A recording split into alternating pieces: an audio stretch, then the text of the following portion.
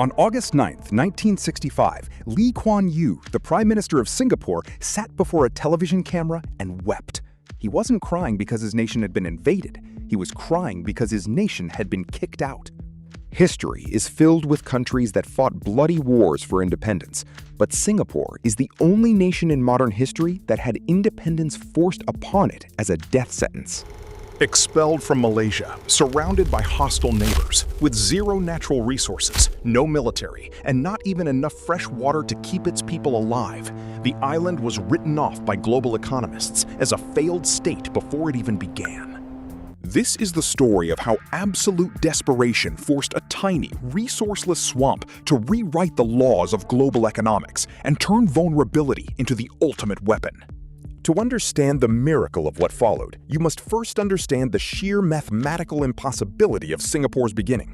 In 1965, the island wasn't a financial powerhouse. It was a volatile, overcrowded colonial port transitioning into a sovereign vacuum.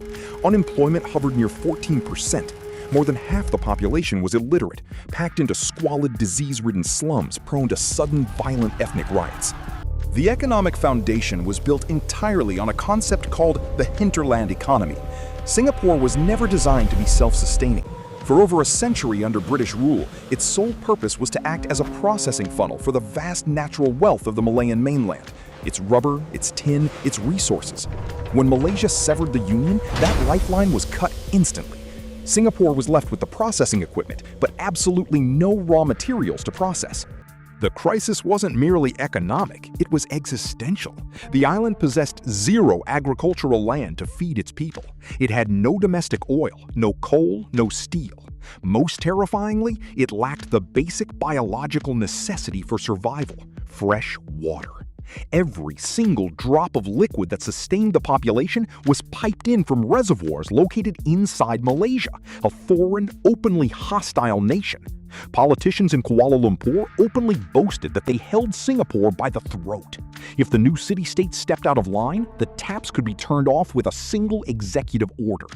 Independence hadn't made Singapore free, it had made it a hostage to its own geography. Then came the final crushing blow. In 1967, the British government, crippled by its own domestic financial crises, announced a total withdrawal of its military forces east of Suez. For Singapore, this wasn't just a security nightmare, it was an economic apocalypse. The British military presence wasn't just a garrison, it was the single largest employer on the island, directly and indirectly generating over 20% of the nation's entire gross domestic product. Overnight, a timeline was set. Tens of thousands of workers were about to be thrown into the streets. The single largest contributor to the economy was vanishing. The water supply belonged to a rival state. The banks were empty. By all known rules of macroeconomics, the clock was ticking toward total structural collapse. In the mid-1960s, the standard economic blueprint for a developing nation was simple: import substitution. You protect your local factories, build high tariff walls, and trade exclusively with your immediate neighbors. But for Singapore, that blueprint was a suicide note. The neighbors had closed their borders, the domestic market was non-existent. So Singapore's economic architects did something unthinkable. They decided to skip the region entirely. If Southeast Asia would not trade with them, they would become the essential factory floor for the developed Western world. They would link their survival not to the immediate geography around them, but to the multi-trillion-dollar engine of global capital. The gamble began in a remote, crocodile-infested swamp on the southwest corner of the island, Jurong. The plan was to move nearly 2 million cubic meters of earth, drain the marshes, and build a massive, pre-gridded industrial city from scratch. The international press openly mocked it. Global economists called it a catastrophic waste of scarce capital. They nicknamed the project Goes Folly, after the finance minister who designed it. For the first 2 years, the skeptics looked right. The swamplands were cleared, the concrete was poured, but the factories sat empty. Western capital was terrified of post-colonial instability. To break the deadlock, Singapore realized it couldn't just offer cheap labor. It had to sell something far more valuable to a global corporation: absolute, unshakable predictability. While the surrounding region fractured under political volatility, Singapore commoditized stability. They enforced strict British commercial law. They eradicated corruption with ruthless legal precision. And they engineered a weapon called pioneer status, guaranteeing global tech giants zero corporate tax for a decade. In 1968, the strategy cracked the wall.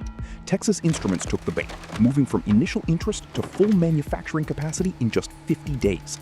Fairchild Semiconductor followed. National Semiconductor arrived next. Suddenly, the island wasn't just surviving. It was the linchpin of the global electronics supply chain. By 1969, Go's Folly was gone. In its place stood nearly 200 operational factories, deploying a disciplined, hyper-efficient workforce of over 20,000 citizens.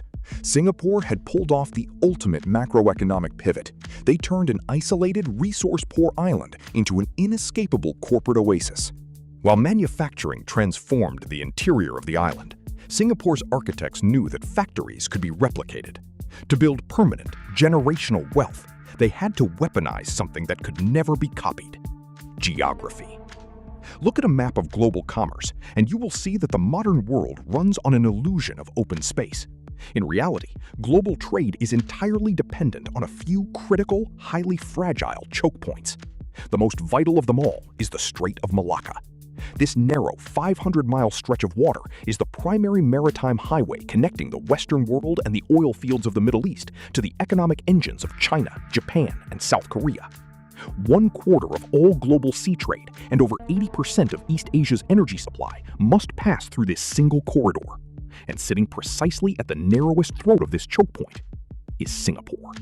Geography gave Singapore a monopoly, but monopoly alone does not guarantee wealth. Plenty of nations sit on top of natural resources and remain broke. Singapore's genius was turning a geographic location into a hyper-efficient logistical utility. They didn't just build a port, they engineered an inescapable toll booth for globalization. They invested billions into deep-water berths, automated tracking systems, and rapid turnaround infrastructure. They made the port so hyper-efficient that a container ship could pull in, unload, refuel, and clear customs faster than anywhere else on Earth. To global shipping conglomerates, time is millions of dollars per hour. Bypassing Singapore became a commercial mathematical absurdity. It was faster and cheaper to stop at the island than to sail past it. By anchoring themselves to the literal movement of global physical goods, Singapore achieved something extraordinary. They no longer needed natural resources of their own. Every time a barrel of oil moved from west to east, every time a microchip shipped from east to west, a fraction of a percent of the global economy's total wealth settled quietly into the balance sheets of Singapore. By the time the rest of the world realized the rules of the game had changed, the swamp was gone. In less than a single generation, Singapore's GDP per capita surged by over 10,000%, pulling off the most rapid, aggressive transformation from a third-world colonial vacuum to an elite global superpower in human history. They did it with zero natural resources. They did it with zero inherited wealth. They did it by treating absolute efficiency, unshakable legal trust, and geopolitical discipline as physical commodities. The Weeping Man from 1965 had not led his people into a trap. He had led them into a fortress. Singapore proved to the world a brutal, unyielding macroeconomic truth. Geography is not destiny. It is merely a chessboard. And if you play the board with absolute calculated precision, even an isolated piece left for dead can checkmate the world. Independence was meant to be their death sentence. Instead, it became the ultimate balance sheet.